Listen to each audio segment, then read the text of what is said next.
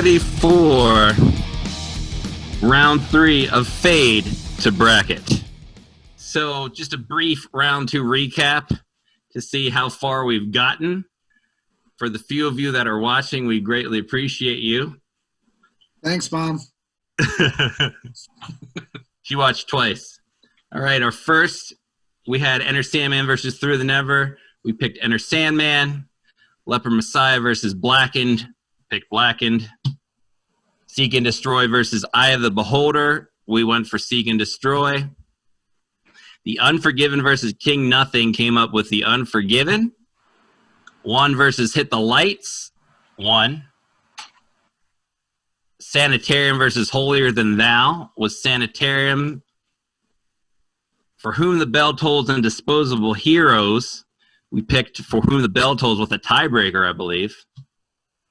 Battery versus Orion, we picked Orion. This one differs from the official results. This one differs from the official results that picked Battery. Do you know what the breakdown was of that by any chance, Tim? 61-39. All right. Wait, did I read that right?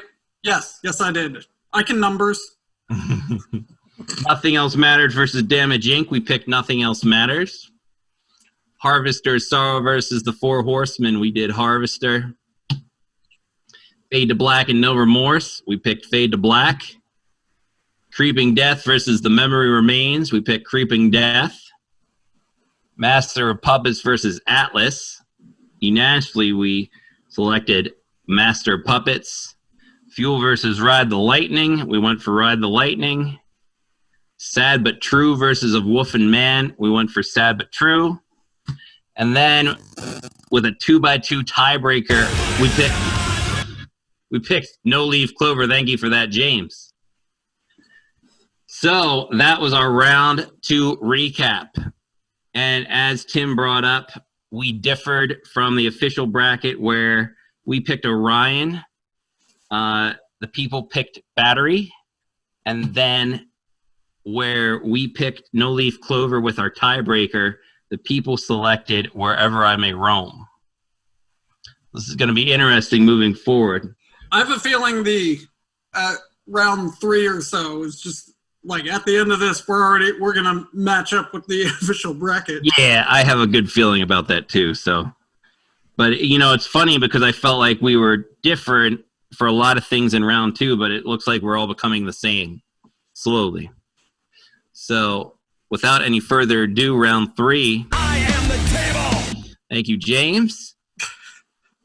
And our first matchup of the night, Enter Sandman versus Blackened. Greg, what do you think? Blackened. Yeah, that's a good match. I mean, I'm going to go second. I'm obviously going to pick Blackened. I think it's a fantastic song. It's a no-brainer for me. I love Enter Sandman as a song. Definitely brought Metallica to superstardom, but for me, I got to go with Blackened off of my favorite album, And Justice for All. I don't really need to say anything. Blackened. It's unanimous. I have nothing further to add. I mean, you know, Sandman's important. I like that it's a matchup of the album. Sorry, I got a stopwatch going off. I like that it's a matchup of the 2 opening songs on the Jason albums, though. That's a really good point. Yeah. But I mean, it's both strong songs, both strong album openers. But Blackened's just, I mean, it's just like the next logical progression from like Battery and other openers out. You know, they kind of just perfected the opening Rager thing right there. So yeah, that's really all I can say. I think that was like, in my opinion, that's the peak of the opening Rager, Blackened. Right. So we unanimously select Blackened to go on to the final 8. That's kind of no-brainer, I think, for all of us. That was probably the quickest decision we've come to. So I could just keep talking to draw this out some more, but I won't. All right, so now we have Seek and Destroy versus The Unforgiven. Zach, what do you think? I'm gonna go with Seek and Destroy. I've talked at length about that song in the previous round, so I won't do it again. But it's very near and dear, so I'm gonna stick with it. I'm gonna go with Seek also. That's a tough one. That's really not even that's one of those unfair comparison ones. Because there's completely different reasons I like them. But I think just Seek and Destroy, as far as something I still enjoy, it's got certain disadvantages over Unforgiven, but overall the songs just, I mean, held up better for me, I think. I'll go next. This is a really tough pick for me. And, you know, I have a really big emotional response to both songs. But I'm going to go with Unforgiven only based on that solo. That solo just does something special for me. I think it's probably the strongest of Kirk's solos on that album, and probably in that era, in my opinion. You know, just the feeling that I get when listening to that solo, and when we play this song. Don't get me wrong, I love playing Seek and Destroy, but that solo just does it for me. I love Seek and Destroy. You know, I can't really add too much to what's been said in previous videos. And then we'll put the little card up there. The Unforgiven, also talked about before, but it has it's on that fourth slot on the album. You know, the fourth song was always good, but they found a way to kind of reinvent how they do that fourth track. Specifically, they switched the clean verse and heavy chorus. They switched it with heavy verse and clean chorus, you know, which sounds like a pretty easy, straightforward thing to do. But I think I might be wrong, but I believe it's the first time Metallica did something like that. And the whole song is a lot more dynamic than Seek and Destroy. And at the time when it came out, that first horn thing, you knew exactly what song was going to happen. You know, that all changed with Reload. But like certain people we know who don't like Unforgiven 2, when you hear that sound, it's like, is this going to be a good thing or a bad thing? And you won't know until the first note hits. So every time on the radio. Yep. So I'm gonna also have to go with Unforgiven due to the dynamics of the song and the solo. I mean, was this a tough pick for you, Tim, or was this pretty straightforward? It was tough, but it's probably not as tough for me as it has been for some people. Like I wouldn't be upset if I had to, you know, Seek moved on, because I can see it being pretty close. Right. So, Okay. Well, I will work on getting the tiebreaker vote. Might take a little bit, so we'll have to move on and come back to it. And I will go on the next one. So it remains undecided, awaiting a tiebreaker vote. This one's going to get tough, for me at least. One versus Sanitarium. so Tim, what do you think? Take me there. speaking of the first, you know, the fourth track on the album, like these two songs are like when they perfected the formula. And there is no change to either song, in my opinion, that could be done to improve them in any way. They are flawless songs, both of them. So personally, one is the song that got me into Metallica. And, you know, the once it went into, you know, it's all over. That, you know, you're listening to the greatest band on the planet.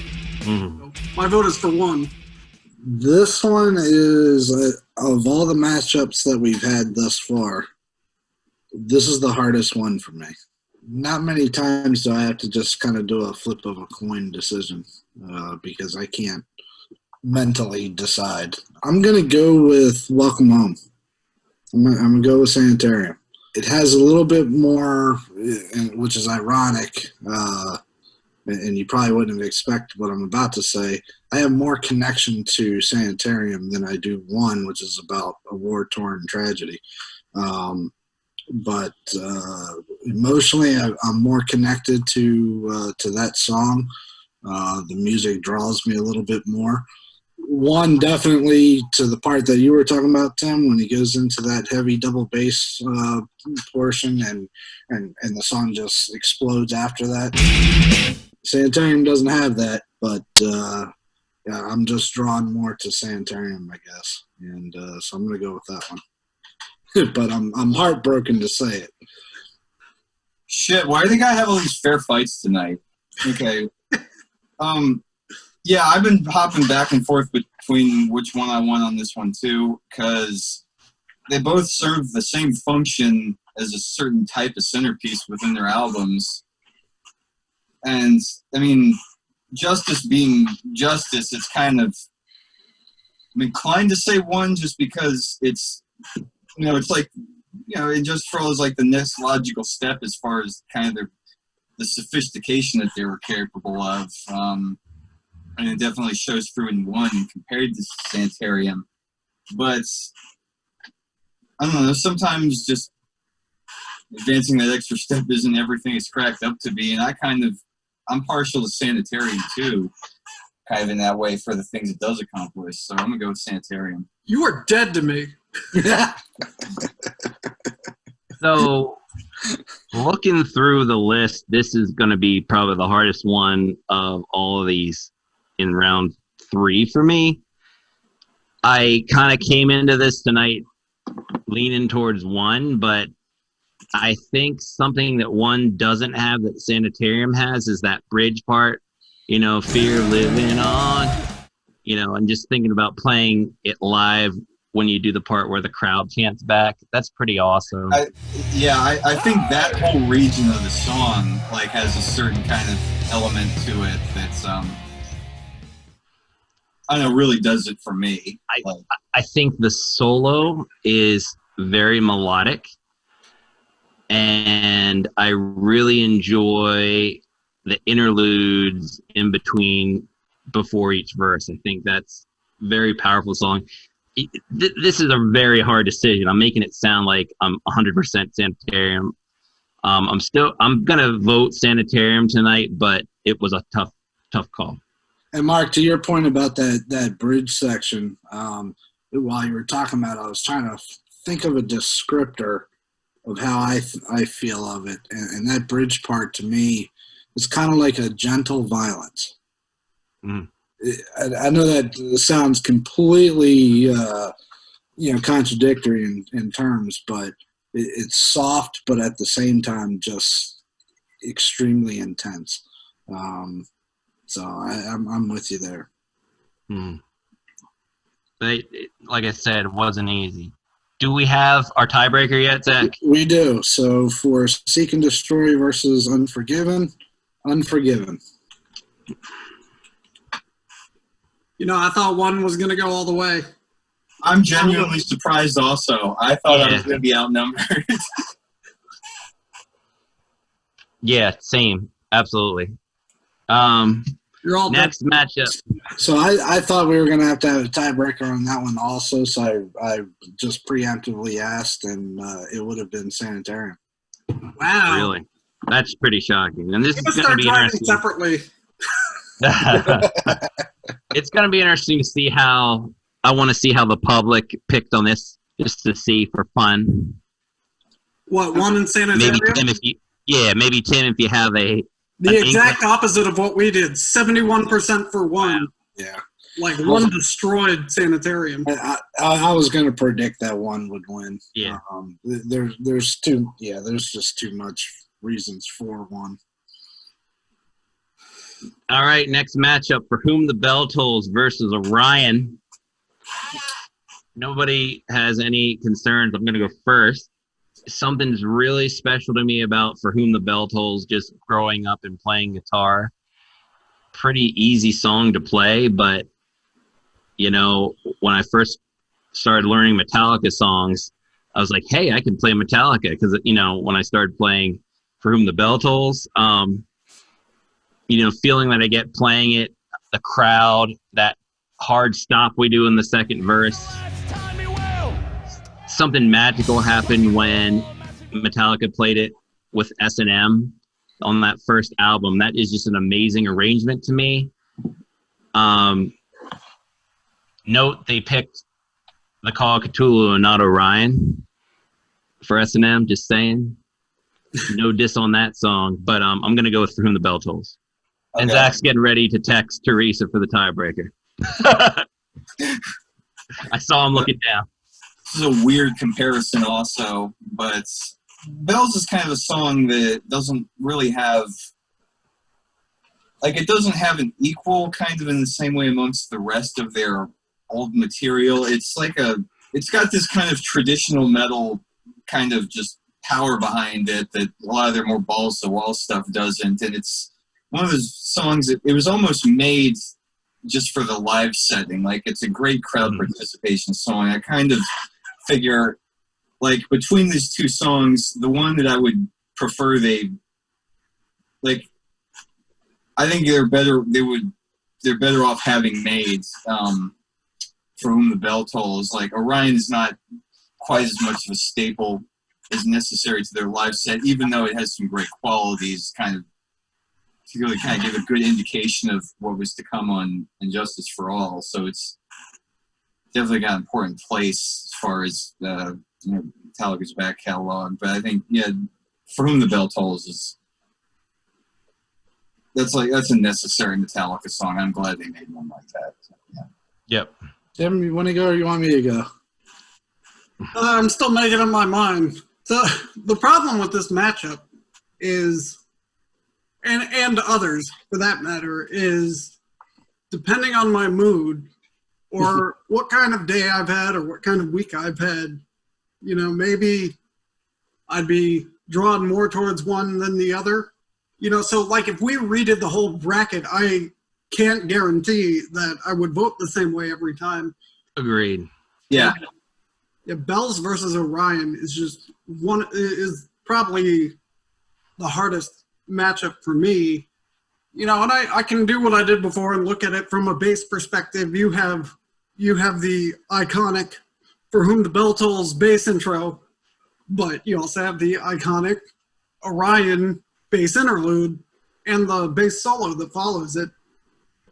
Both songs may have a riff or two that overstays its welcome.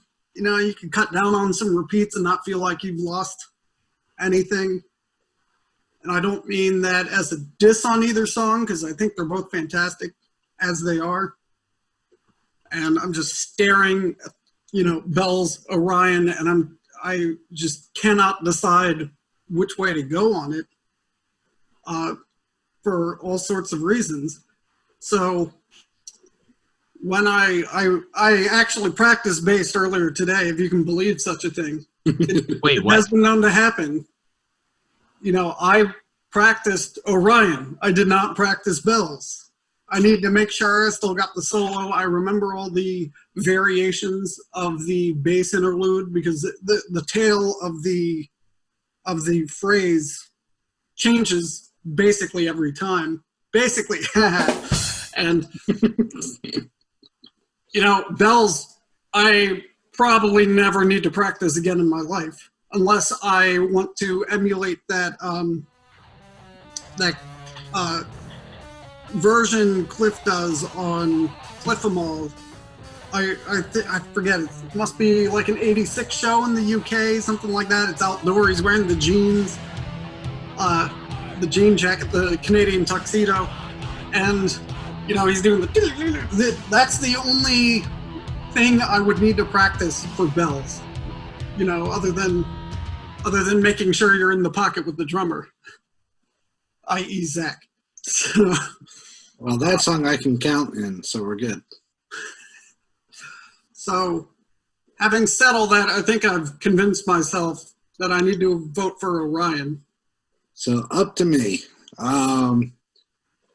So I cannot have any disagreement or any difference of opinion than anything Greg said. And for all of those reasons, and probably more, Bells would be the choice. However, I am absolutely enamored and in love with Orion.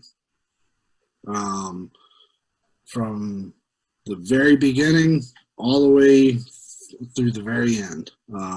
In every step of it, I'm completely infatuated with that song.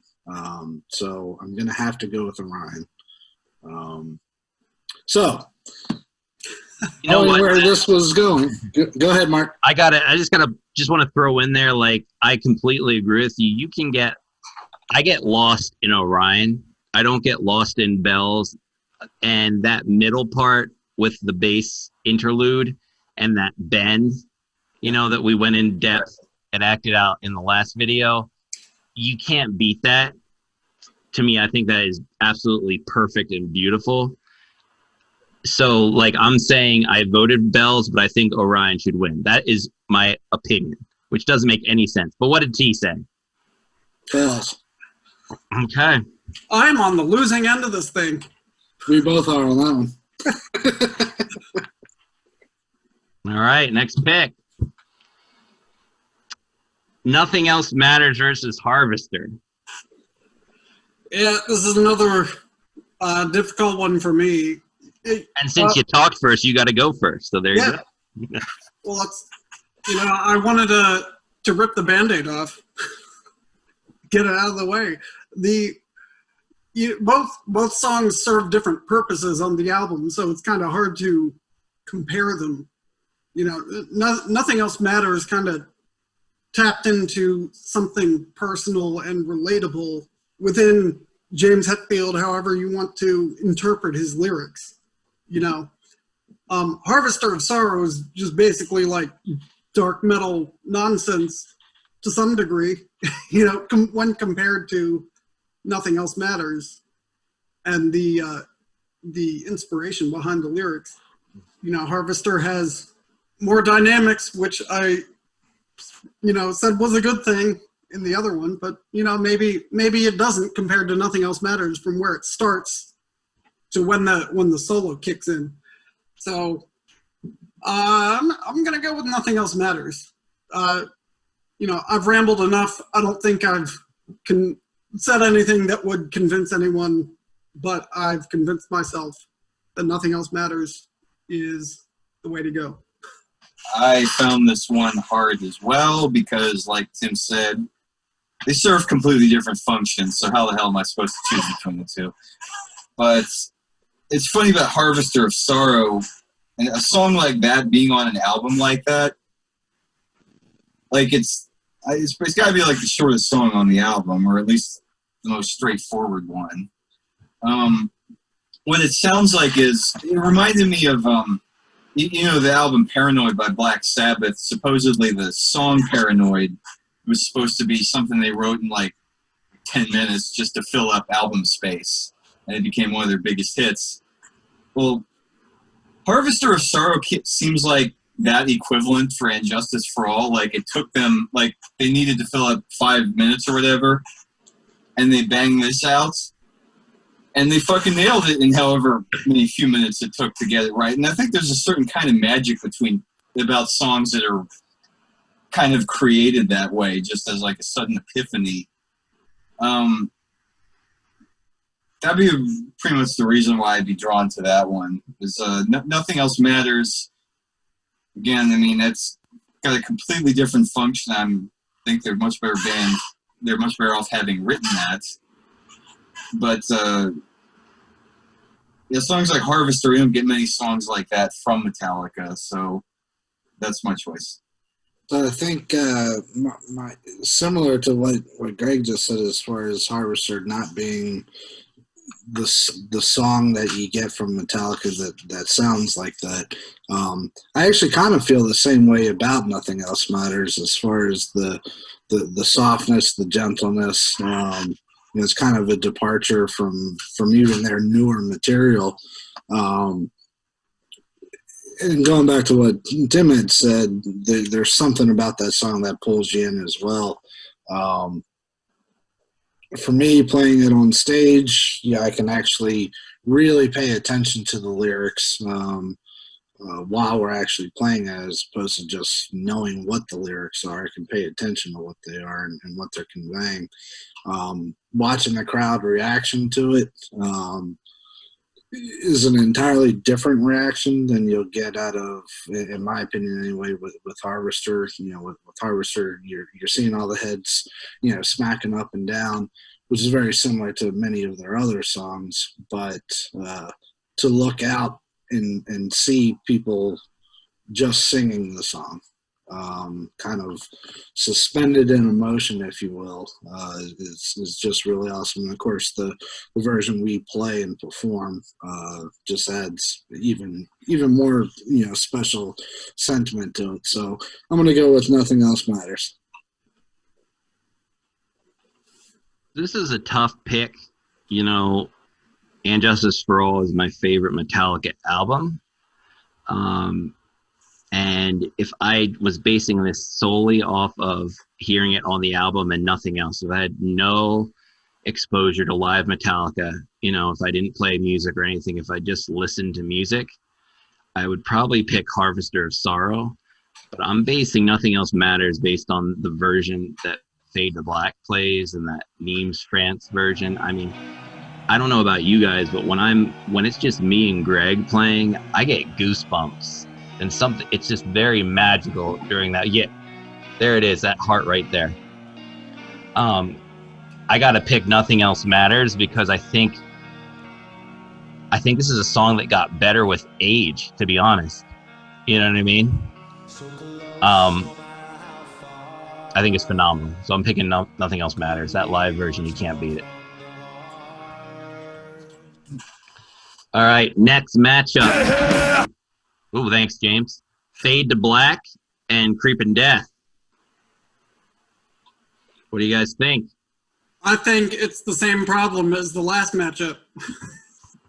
The songs kind of serve different purposes. You got your ballad-ish one, the way Metallica songs at the time could be ballady. Is that the only one that was that way? Yeah, I think it was. Well, anyway, it was their first ballad. And you got Creeping Death. And like, how can you decide between these songs? It's just not fair. I want them both. I want Fade to Death or Creeping Black. That's what I want. Yeah. I mean, I shouldn't have to make this decision. I know everyone's wanted to say that for several times, but I'm going to say it here. What do you do? Hang on, let me think. I'm going to have to go with Fade to Black, and I didn't give too much of a reason. So I'm going with Fade to Black also. The answer's behind me on the screen. Not you, Tim, on me.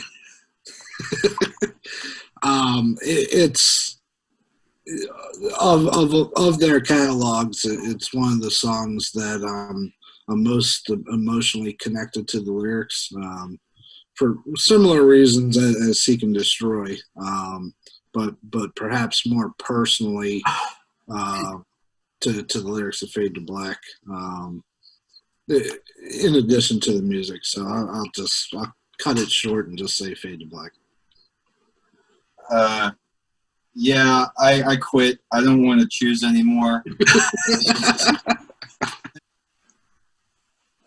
Like, I know Fade to Black's the name of the fucking band, and it's probably like gonna go all the way to the Super Bowl here. But when I say I just want to hear some Metallica, like no qualifiers, nothing, something default, I'm thinking of, just meat and potatoes thrash songs is what I have in mind when I say that. And yeah, there's the basic types where they just songs where they kick ass.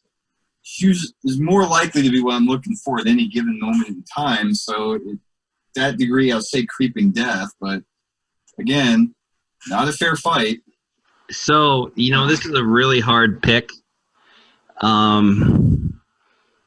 kind of, when it comes to like the ballad stuff, don't get me, like, I love both of these songs, and I don't mean to come across like I'm totally 100% on Creeping Death's side. But when I think of Metallica, a lot of the times I want to hear the heavy, thrashy, fast stuff. You know, Creeping Death is almost like Master of Puppets light, right?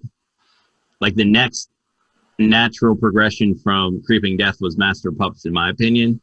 But when you think of Metallica, both of these songs are, you know, definitely in the top for me.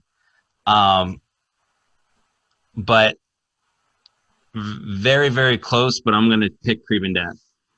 I'm waiting on the tiebreaker. Yep. A lot of tiebreakers this time, boys. Let's just have T do the rest of the bracket. So, Yeah. So we don't have to talk. Quick question: what was the answer? What was the choice between For Whom the Bell Tolls and Orion? For Whom the Bell Tolls. Okay, I'm just writing it down here. I didn't hear what it was. And for this tiebreaker, Fade to Black versus Creeping Death, it is Fade to Black. Mm-hmm. I figured that. I was surprised. I was surprised that the tiebreaker vote went to Fade to Black. I'm not. I think it's close. Like it could have been anything, to be honest. You know, like I said, if we did this next week, I bet even this round, I bet we'd get different answers. You know? I think now that we're in round these deeper rounds, these are hard decisions, and we're not saying the song that loses is a bad song necessarily. So everybody's a winner, right? All right. No, because I want to recount on one. All right. Master of Puppets and Ride the Lightning. I would love to go first with your approval. Do it. Master of Puppets. You know, when I think of Metallica, Master of Puppets is probably one of the first songs that come to mind. If I had like a top 5 songs, Master would probably be in there. Love playing it.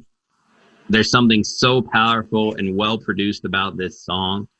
Kind of like Tim said earlier about, I don't remember which songs you were comparing about production-wise. Like both were perfect. I think it was one in Sanitarium. Totally am rubbing that in and didn't mean to. Just realized that. But I think Master of Puppets is the whole package. In my opinion, I'm picking Master.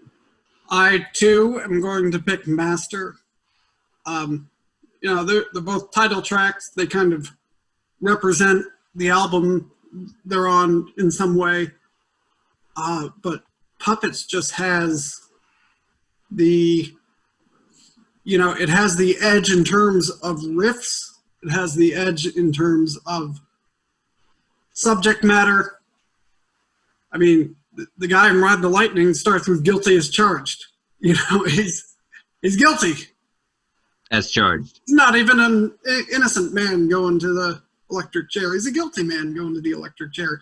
You know, Puppets, I feel like, conveys the hopelessness that you're trapped in with an addiction. And dynamically, you know, Master of Puppets goes farther. It has that middle harmony section with the slow build into the heaviest, possibly the heaviest part of the album. You know, everyone knows Master of Puppets. I feel like you could lose a few people with Ride the Lightning who may not know it, even though they should. So, yeah, I'm gonna go with Puppets. Puppets. I mean, yeah, that opening riff in the song is one of the. I mean, it's definitely not the first Metallica song I've heard, but it came soon afterwards, and the kick-assness of a riff like that. I don't think that's an official word, but that's as articulate as I'm getting at this particular moment. The kick-assness was kind of unparalleled for me at that point in time, and it's also just kind of the next logical. It's got the energy, intensity that they've been building up to, plus it's got the tunefulness of later Metallica, and they kind of hit that kind of sweet spot right there. Ride is a nice adventure, don't get me wrong, but it's farts around a little bit more. So I'm going with Puppets.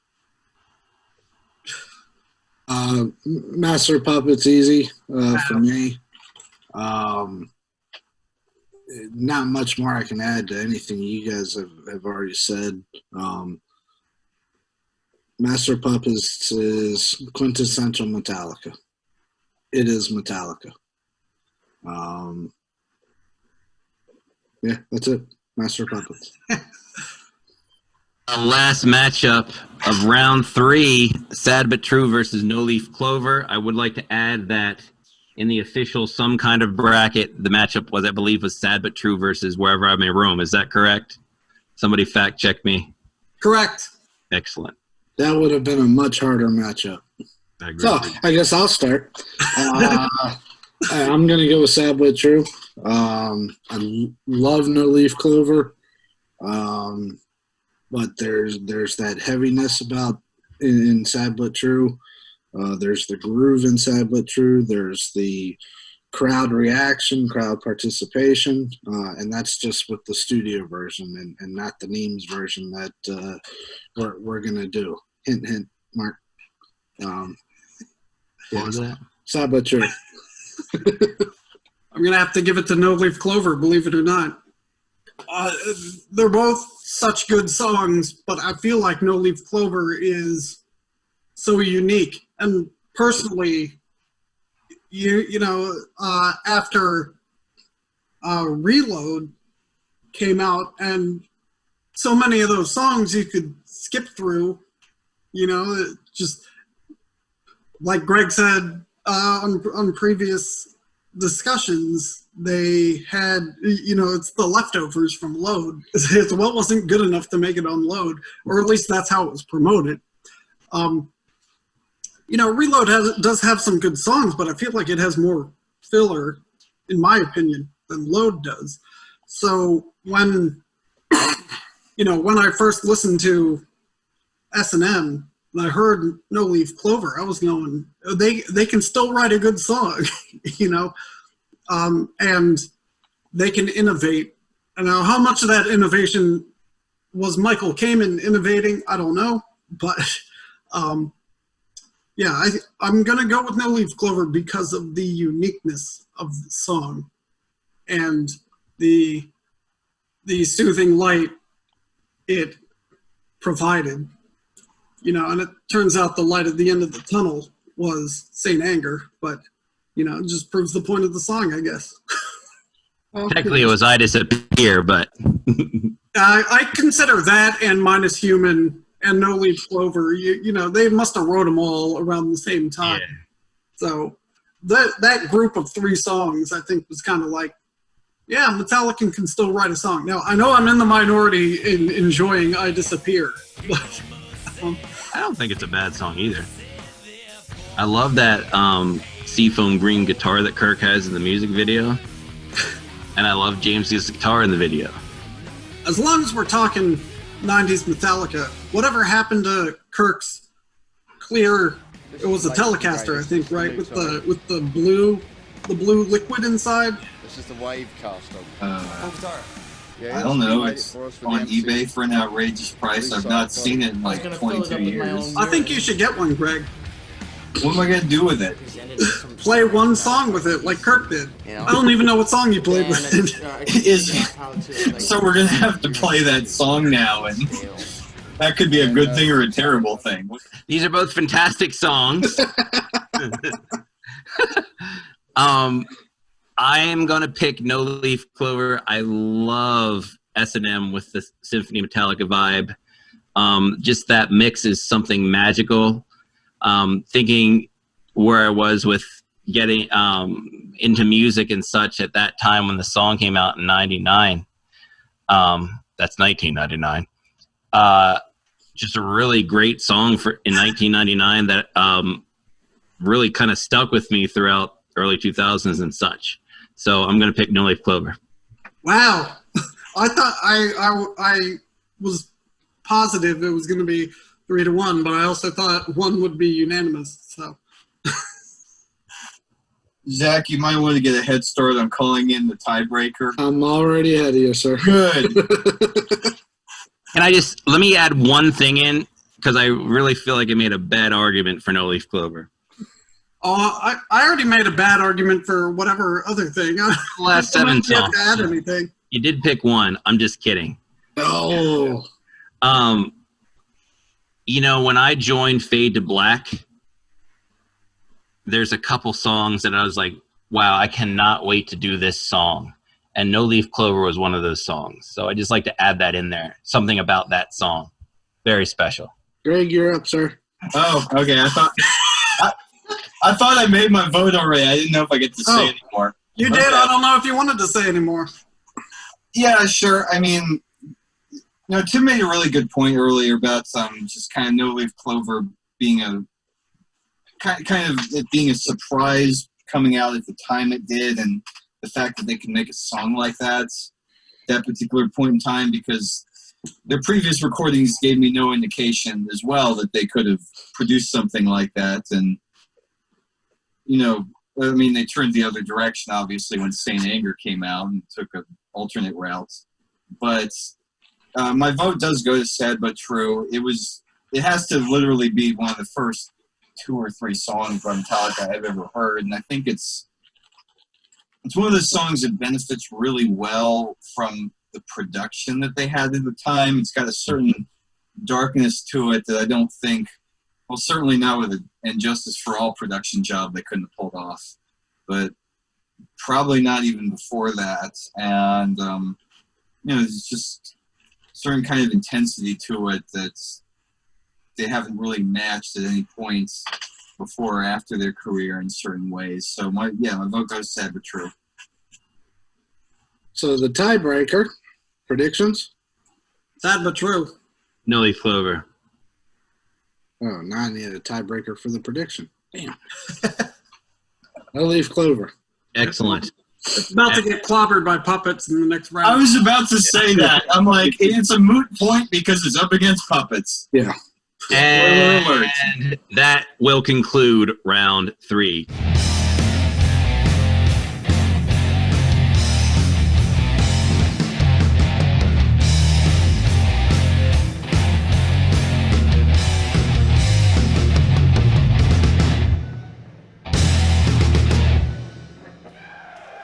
Thank you.